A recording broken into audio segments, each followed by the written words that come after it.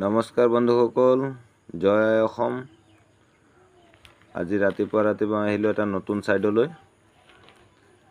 এইটো 5 ৰুমৰ ছাইড হয়।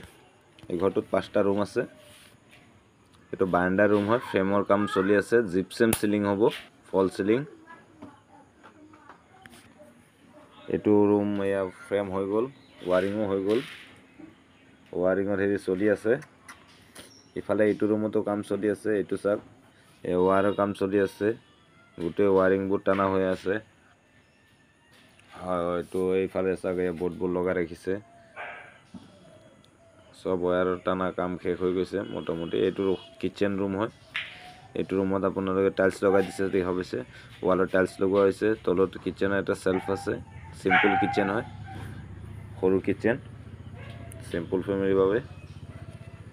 যদি ভাল লাগে তেনেহ'লে লাইক কৰিব।